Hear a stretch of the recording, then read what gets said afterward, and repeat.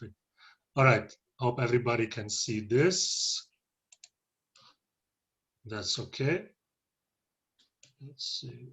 I can put it here. So time management, yeah, time management for Titans.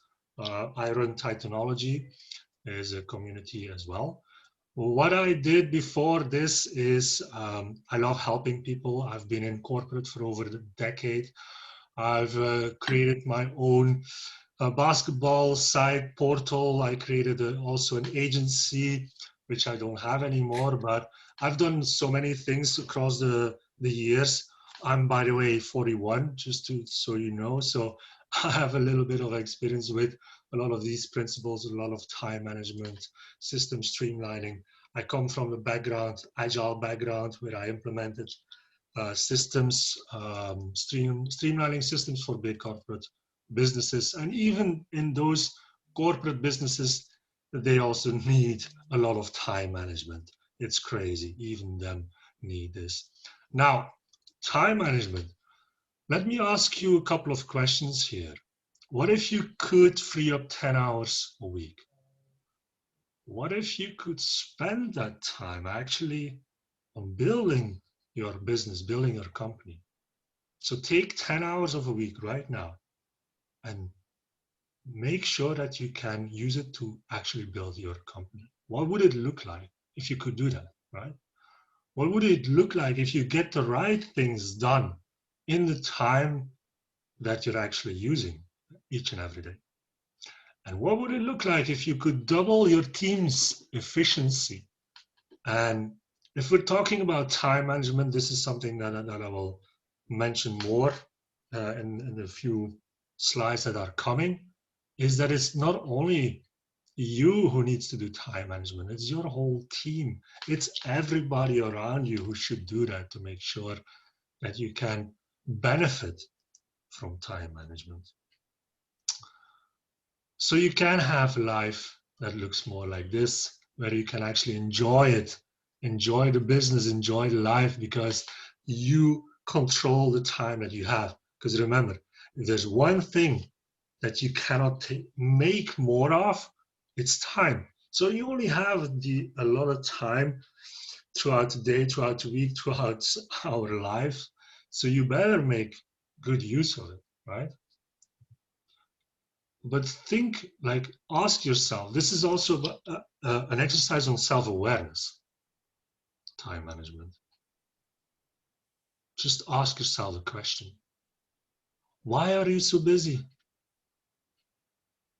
Why do you think you have no time for this or for that or for whatever? Why are you not able to delegate? Or why are you not able to systemize? Or why are you not able to make new habits? These are the questions that I ask time and time again. Especially like the first one is like, everybody's busy, right? Everybody thinks he or she is productive and is doing a lot of things, even I. I'm busy all the time, but why am I so busy? Why should I be so busy? Shouldn't I just have more time actually to relax or to do fun stuff or to actually do more productive stuff that actually has an impact on the business? And if I'm asking this question, I can ask you guys this question actually. Why do you think you have no time? Why do you think you're busy? And then follow up with the questions and try to really answer these questions for yourself. Try to write it down. What are the answers for you? Because if you're so busy and if you really don't have time for anything, maybe you're not able to delegate properly, or maybe you're not able to systemize what you're doing, to make it more automated, or to put really like a system in place that can so you can offload this business piece to somebody else. Or maybe you're just not able to make new habits. And new habits means time management is about habits. If you go through a lot of literature about this, and you will see the principles are pretty much the same. I'm not telling anything new here. I'm not inventing anything. I'm just trying to take a lot of the stuff that I've read and that I've known and that I implemented and try to make it my own. But the new habits is important, because if you want to create a system about time management as well, you need to incorporate new habits. And this is for productivity. This is for everything. Daily habits are so important. So this is if you're really too busy not taking care of your time management. Now, a couple of principles that I'm pretty a big fan of, and one of those is this one from Gary Vaynerchuk. Probably you guys know Gary already and know what he's about. One thing that stuck to me always, because it's so important, is about the difference between macro patience and micro speed. Because if you take a look at your time and you want to reach your goals, you want to be as productive as you can. Now, if you set your goals for quarterly, monthly, or weekly, and you don't take into account that you have to have macro patience, which means that you cannot expect that everything will just happen at once. Even if you put it in your calendar and you say, I'm going to do this right now, that time, sometimes something comes up or you don't finish. You have to have the macro patience so you don't get anxiety about all the stuff that you need to do, because that's where a lot of people, if they start getting anxious about all the things that they need to do in a day or in a week, they tend to get anxiety, they get stressed, and they don't even start planning their week, or they don't even start planning their day, because there's so much going on and you'd rather just turn away from it instead of just taking it piece by piece. Macro patience. But doesn't mean you cannot do a lot of things in the day itself. You can do more than you think during the day, and that's the micro speed. So during the day, every day, you can do a lot of productive things. Even in the small, a lot of time that you have for your business. If it's 8 hours, maybe it's 10 hours, I don't know. Hopefully it's not more than 10 hours a day, but if you only have that time, you can do a lot in that time. You would be amazed, but that is where time management comes into play. That is where you have to apply the principles to make sure that you use the time properly. So again, you need to understand that no matter how fast you work, it doesn't happen overnight. This is something that I had to learn as well, because I'm impatient. I do not have any patience, but I need it, because otherwise I want to jump from one thing to the other, and I say, oh, I need to do 10 things today to make my business go forward, and I jump from one to the other, to the other, to the other, and that takes you just nowhere. But like I said before, it's not only about you, time management, it's about your team as well. You're not in this alone. And if you have a team right now, you have to include your team within the time management that you're doing. You have to include everybody. And the big thing here is to align your time. What that means, I will come to that in a minute, but if you can, just like you would align the purpose of your business with your team or your goals, if you are aligned as a team in your business, you're so much more productive, you're so much more efficient with what you're doing, instead of just everybody doing whatever he wants to do, and it's not aligned at all, and you have to wait for your team members. There's a lot of time waste that can happen then. Do twice as much in half the time. That's also a big one that I'm a big fan of, because this is from Scrum. This is from the Agile principles, Agile Scrum principles. And what it is about, and this comes back to the micro speed. So you have to put the focus in a specific time frame. So if you're doing something, then I always suggest put a time frame on it. So if you're doing copywriting, for example, you need to create an email sequence or whatever it is. Then in your calendar, you plan your day and you put 2 hours in your day to do that, or maybe an hour, whatever. But you have to put a specific time frame. Don't say, today I'm just going to do some copywriting and we'll get there. It's not going to get done. You're going to get sidetracked by a lot of things. So Pick a time frame, put it in your calendar, and put a focus on that. The pressure of the deadline, the pressure of you have to do it in that time frame. And when the time is done, you're done. You have to stop with that task.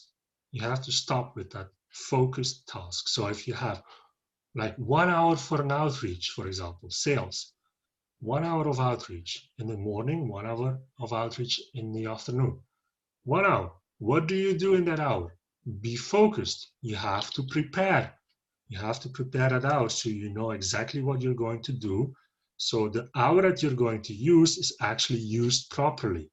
But when it's done, it's done. And again, by making sure that there is a time, like there's a deadline, you will be more focused. You will have to pressure yourself. You will pressure yourself to get that thing done. Otherwise, you're going over time, right? Stefan, just a couple of questions from Yeah. the group here. So first thing, Karen's good question. Just elaborate a bit more about the Agile Scrum principle and what it is and how we can understand it a bit better. So Scrum itself is a way to implement a system for delivery, right? Mm-hmm. So simply put, Scrum says you have sprints of 1 week, for example, or 2 weeks. Again, a time frame. So you have a project for a customer, right? You have to deliver that on a specific time. Now, to make sure that you can use your time as good as you can apply Scrum. So you put the project in sprints. You divide the project in sprints. Could be 4 sprints, could be 5 sprints, whatever it is. A sprint can be a week, for example. So within a week, then you decide every week again, what will you do during that week? What kind of tasks? What is the task that you're going to do? And you plan that before the sprint, and after the sprint, you take a look at what has happened. Were you on track? Did you go off track? Did you reach the deadline, or did you go over it or not? So you do a reflection on that week. And then with that information that you have, you can plan the next sprint.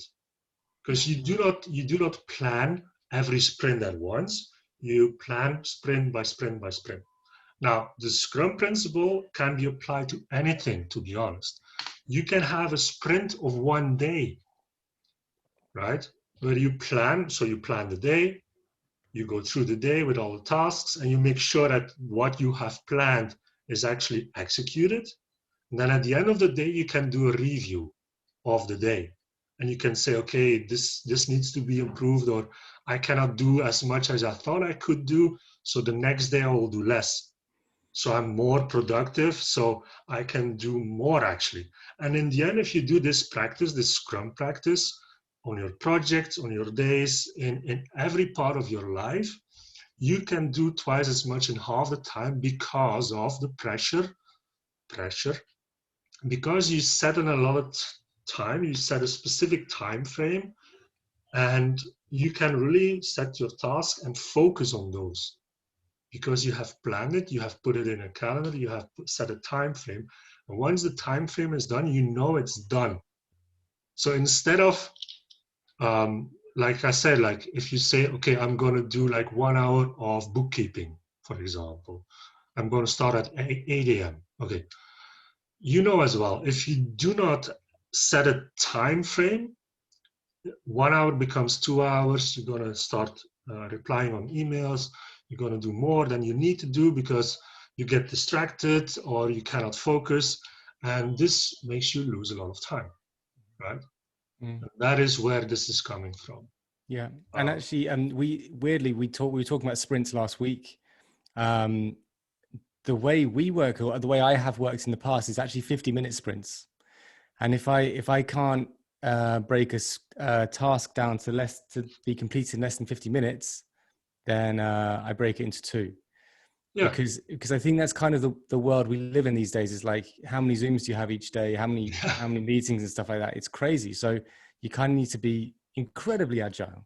But sorry to interrupt, Oliver, but there's and I will come to this. I'm not sure which slide it is. Yeah, it's about strategic timing as well. If you say there's a lot of Zoom meetings every single day, that's true.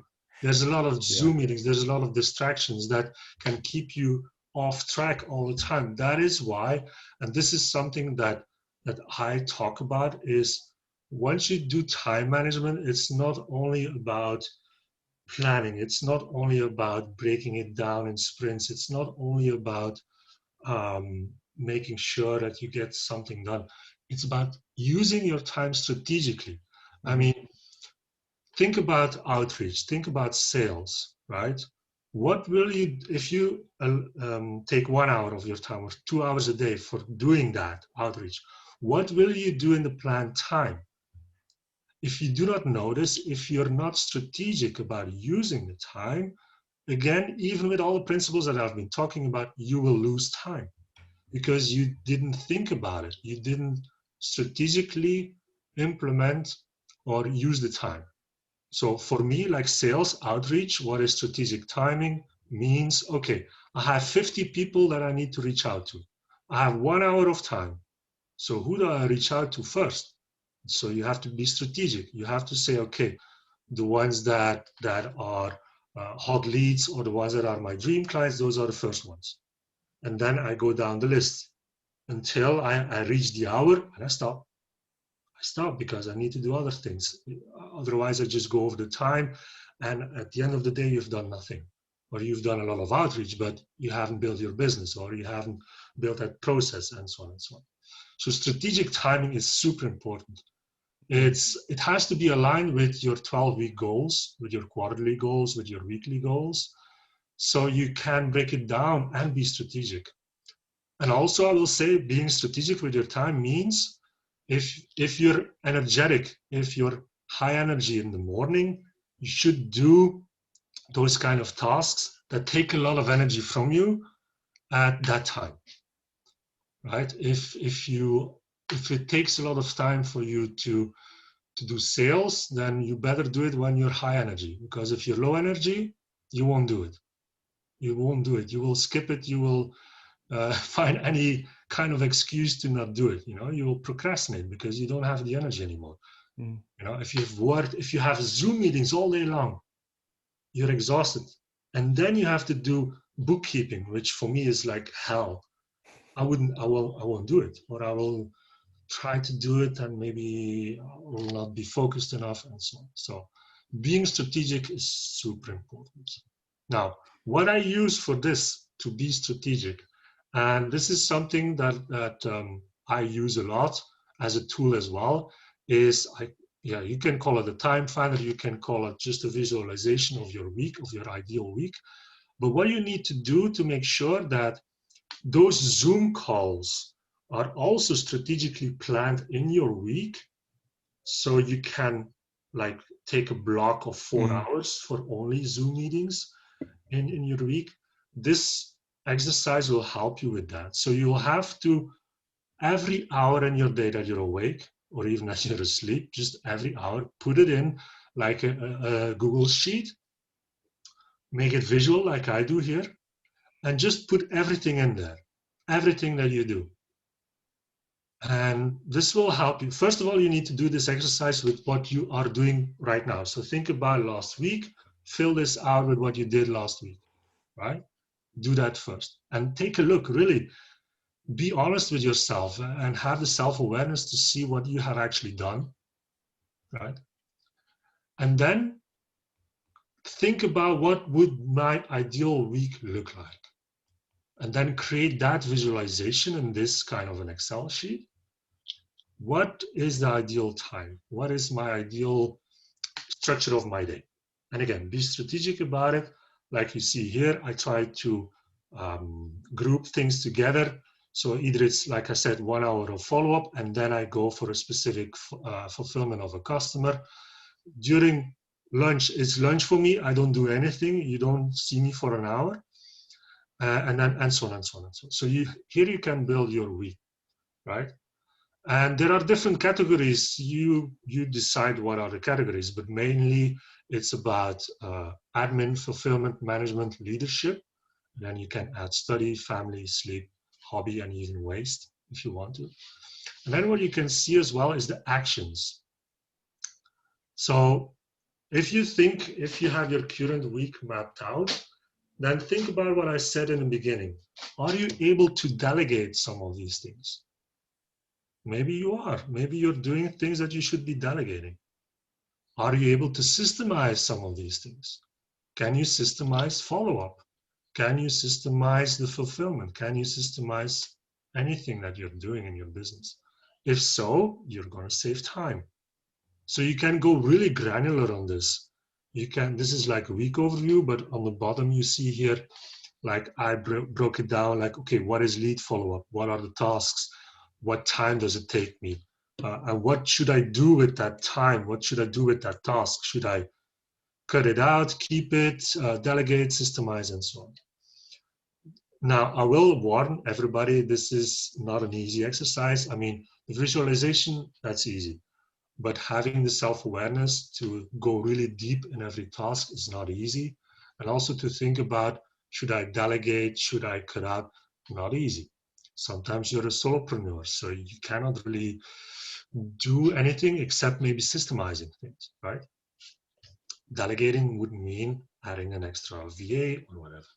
But this is important because Ollie, you said, yeah, I have a lot of Zoom meetings. Okay, well, put them in here and let's see how your calendar really looks like. Yeah, And I think, Stefan, I was just thinking, I think this is actually really, really important. And I think none of the people in this room, if they were asked by their clients to make some changes on, I don't know, a social campaign or an ad campaign, we would all want to see the data first, right? Now, if anyone in the room is thinking, I just don't know why I'm so busy, this is the data version of that, right? And probably we've got a different picture in our mind than what we're going to see when we do this. So absolutely. I think this might be really, really important. Maria's asked something that I was thinking. Great question, Maria. Can we get a template of this? Yes, you can. Yes, you can. I have that. We will make that available for sure. Amazing. Also, just other reflection. This comes back to a great question Ian asked earlier. Is because I see you've got a very strong wake up at 5 study habit, right? Yeah. So the question is that Ian asked, which is great, is what is the process of forming a habit? And I'm sure that's a very long answer, but I mean, like, if without ruining your flow, I think that'd be really useful. It's a really, really, really good question. I think I have a slide of that, but I think I threw it out for this purpose. But basically, I would suggest, first of all, read the book, Atomic Habits. It's a great book. Atomic Habits. Read that book. This is where I get it from as well. And there's a lot of principles. I'm not going to bore you too much with everything. For me, what works for me is taking small steps, right? So if you want to get up every day at 5 to do all of this, and you're not really a morning person, what you start doing is actually go to bed 5 to 10 minutes earlier and get up 5 to 10 minutes earlier. So don't start with just getting up at 5 if you're not used to it, because you will not create a habit. You will resent it. You will resent getting up that early. You will not do it anymore. Maybe you will do it for a week, maybe for 2 weeks, but after that, it will fall down. So do it gradually, right? And try to combine it with something that you love doing. This helps for me as well. So when I get up, first thing, okay, you get your body a little bit moving, but I do yoga. 20 minutes. 20 minutes. Why 20 minutes? Because for me, longer gets boring. I do not do it anymore. 20 minutes is perfect. And by doing that every day, I get up, I get my body moving, stretching, and I feel the blood and I feel the energy. You really can feel the energy flowing. And that creates the chemicals that you need to feel happier. So if you feel happy and if you feel fun, if you feel that is fun, you're going to keep doing it. So you combine with getting up at 5 with something that is fun, you will keep doing it.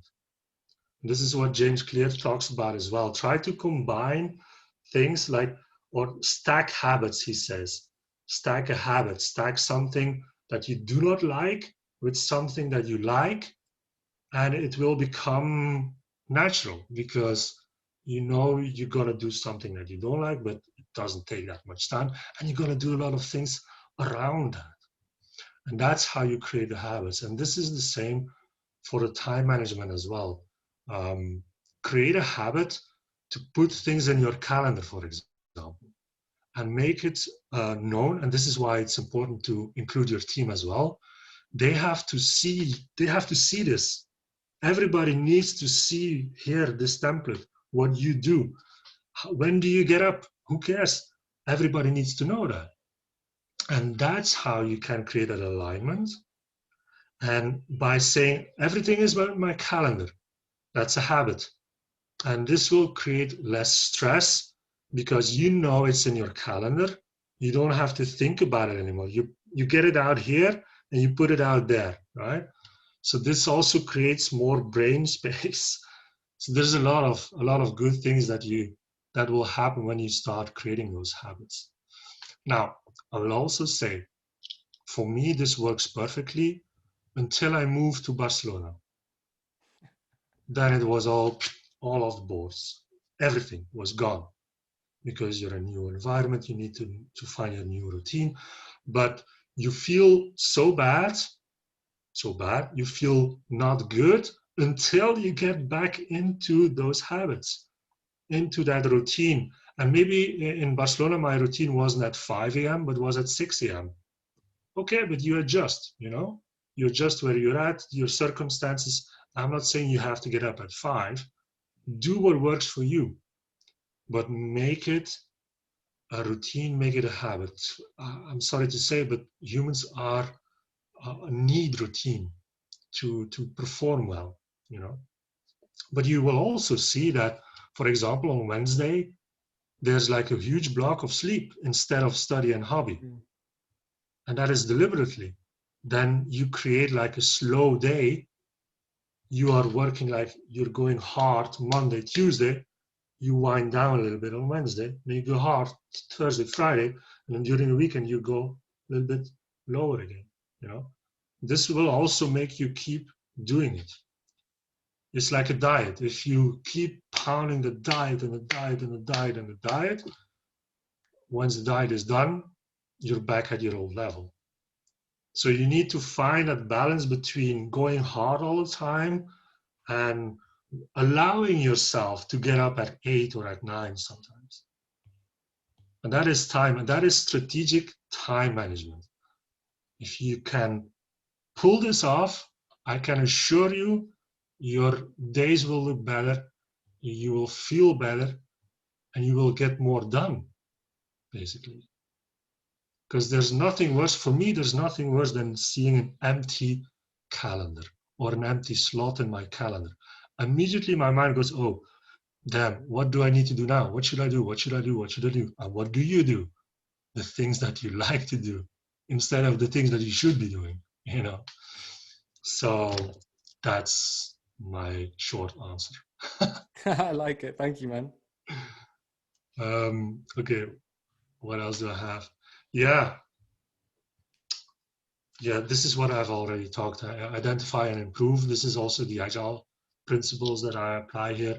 Take a look at what you have done, see if it aligns. If not, just try to change until it aligns. This is also something that I find hugely important. Those are the non-negotiables each and every day. Each and every day you have to put that in there, or you're going to get burned out. Honestly, if you do not do this, you're going to get burned out. Non-negotiables means that you put an event, an activity of something that is off time.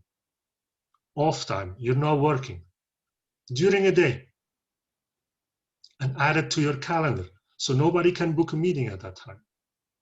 And it has to be something that you look forward to, that keeps you motivated. Just think of it as every day you get a reward. Every day you get a reward to do something that you love doing and it's not work. And you can look forward to that, right? For me, what is it? Is like here, you can see at 12, okay, it's lunch, it's eating, but at 1 o'clock, hobby, And for me, that was running. So what I did is, once it was noon, I stopped working at 12. At noon, I ate. Maybe I think first I get for a run and then I eat, but doesn't really matter. So you jump in your sport clothes, you go for a run I went for a run 30 minutes, no more, 30 minutes. That was for me my way of breaking my day. And I was looking forward to that because it gave me energy. It gives you energy if you do this.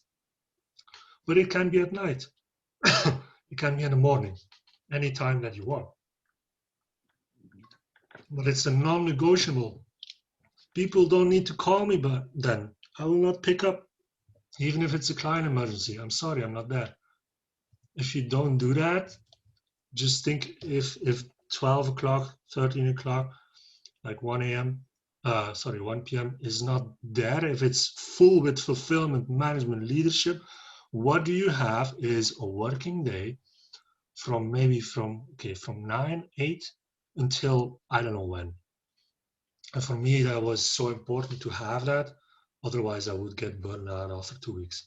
And I did this principle for over a year now, and I never feel burnout. Never. Because that's always something that I can look forward to, and I do it. Gives me energy, and I get energy from that to spend on the afternoon to work and to do whatever. So non-negotiables are important, very important for me. This is how my calendar looks like.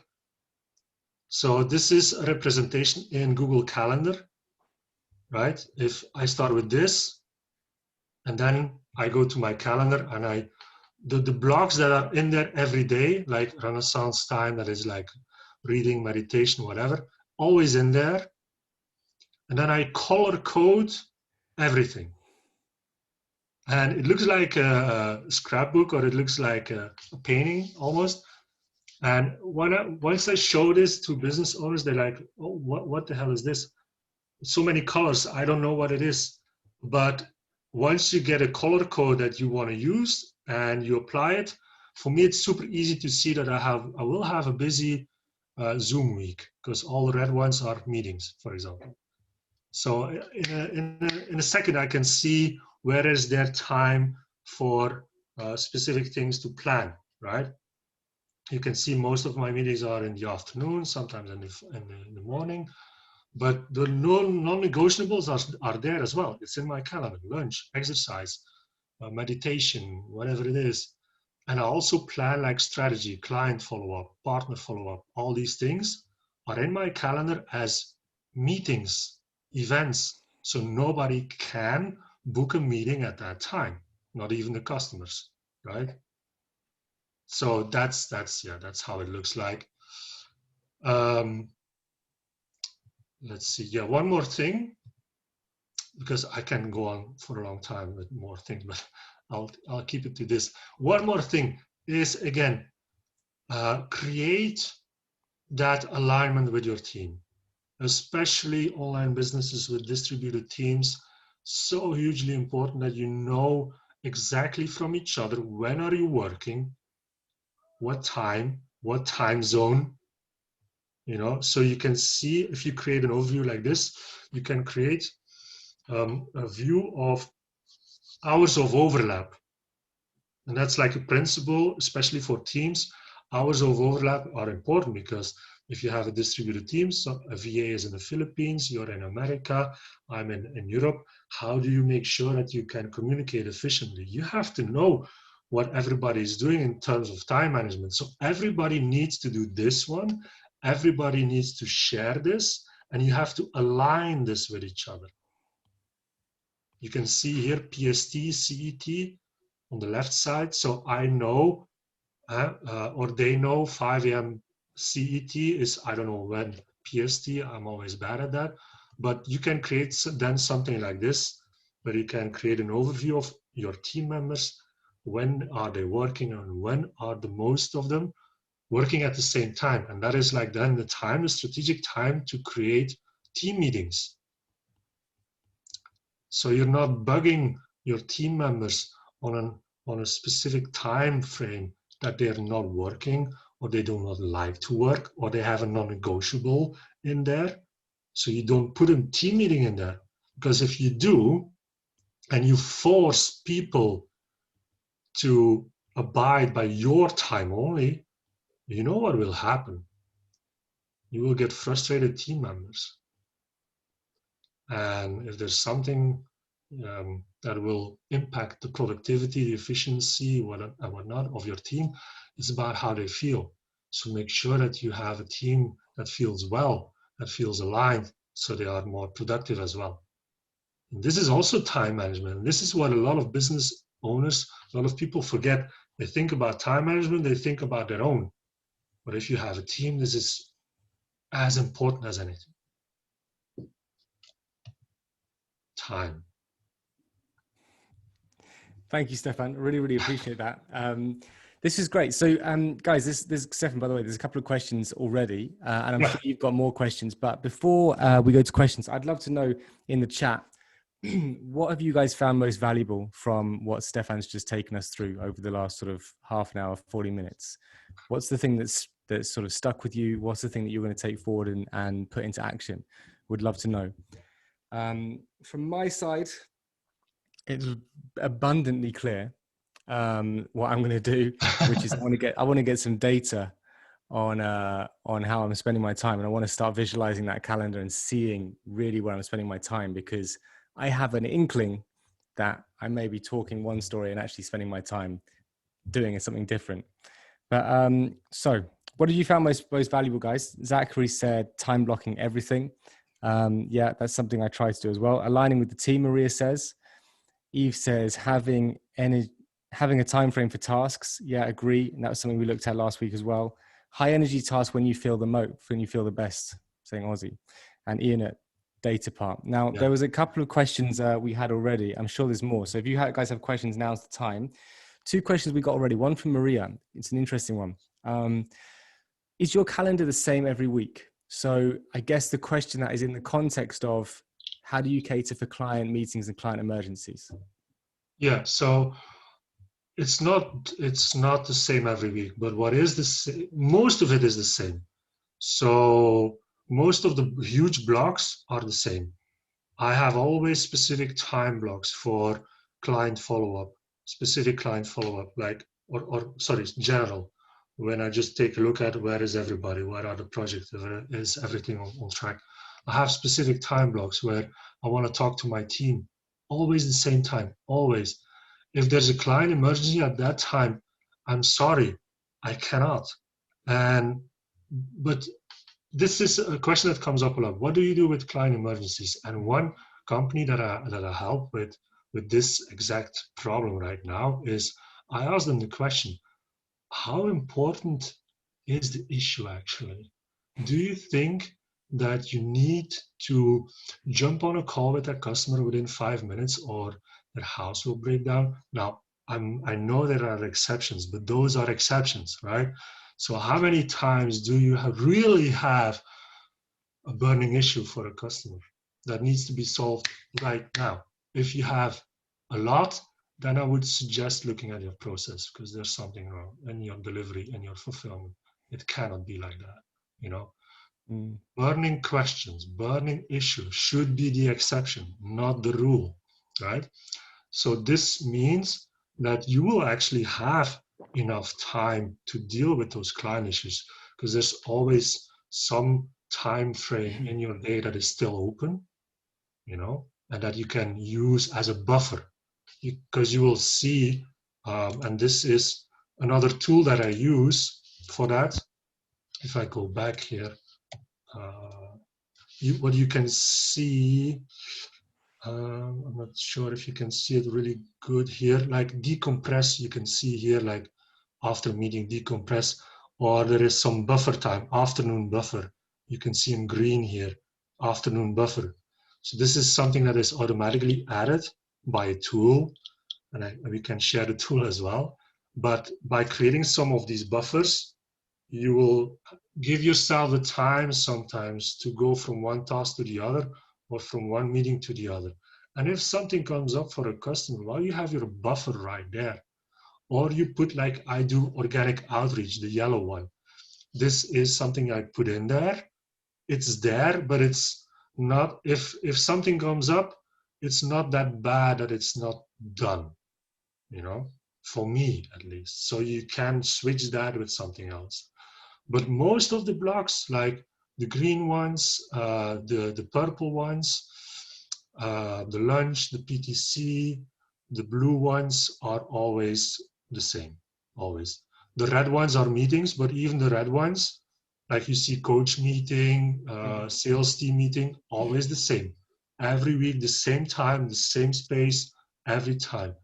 So this is also always the same. And by making sure that your meetings, even with your customers, I do advise if you have customer meetings on a regular basis, do it, plan it for the next 5 to 6 weeks, same time, same place, always the same. You will feel less stress because you know it's there. The customer knows it's there. You don't have to find and mail forth and back. Yeah, when are you free? When are you not free? And all of that. So yeah, it's not always the same, but the big blocks are. Yeah. No, I like that. I like that. And it's really interesting what you said, that, you know, if you keep getting client emergencies all the time, could be a sign of the process being wrong. I think that's very sort of harsh, but probably true thing to say. The other thing it could be a sign of is a nightmare client. And Yeah. at that point, you need to decide, is this nightmare client worth my time? If they're not, you can sack them. If you don't need the money that much, you can sack them. If they are worth the time, then probably doing a bit of training on them and just telling them that it's got to wait a little bit and seeing how that goes. Because yeah, could be a sign of that too. I think it's a really good point, Stefan.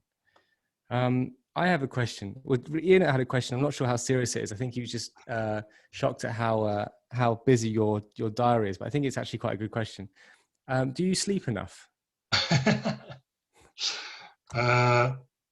No, not at a certain point. No, I didn't. Like the picture that you saw was really bad, and it was also a big part of it because I really wanted to have American customers. So I'm based in Europe. So having American customers, people that have those, know that they always are late. Like they want the late hours, which is normal because that's day for them. But this means that you have to work pretty late hours. So Yeah. you get up early and the last call is maybe at 8 p.m., which makes your day super long unless you have those non-negotiables in the middle of the day where you do not work. So if you can break up your day and instead of working from 1 p.m. until 8 p.m., you work from 2 or 3 p.m. until 8 p.m., that's a little bit different. But anyway, I try to limit those late calls. Yeah. It's not always possible, but then I would make sure that the day after I sleep longer, you know. So it's super important to have the right kind of sleep. It's super important to have always the same time for sleep. But yeah, as you can see, it's not always that easy. Yeah, exactly. I definitely didn't say this is easy, but Yeah. at a certain point, you make it work. Yeah, no, I agree. Definitely something that I tend to struggle with as well. So guys, if you have any more questions, this is the time. We've got a few more minutes. I have one question, Stefan. This is something that I have felt in the past, and I hear a lot. Okay, so the challenge is this: I want to delegate, but I don't think I have enough time. So as in to get someone up to speed, to get someone to the point where they know how to do this task effectively as well as I do, it's going to take me more time than it's worth. That's not true. Why would it take you more time? I don't, I think, because you do the task once, you record it, you give it to the person who should do it. They need to write out a SOP and they need to present you the result, period. And if that takes more time, I don't see why it would take more time to do that. It will take more time if you start explaining everything. They need to write it down, they need to replicate it, and then they need to come back to you. Oh, how do you do this, that? Yeah, then it will take a lot of time.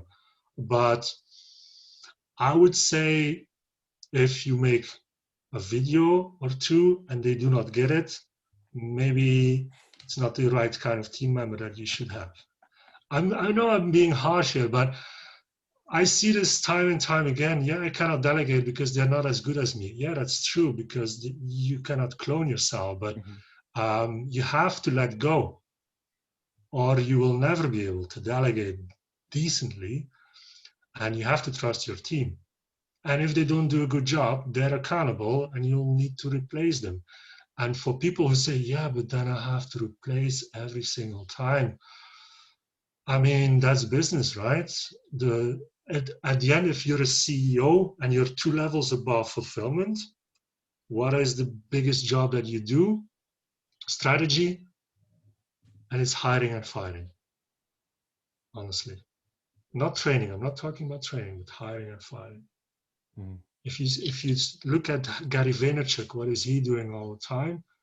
If you really listen to what he's saying, it's not about his garage sales or his fun stuff that he does, but he literally says in some of his podcasts, some of his videos, the biggest job for him is hiring and firing.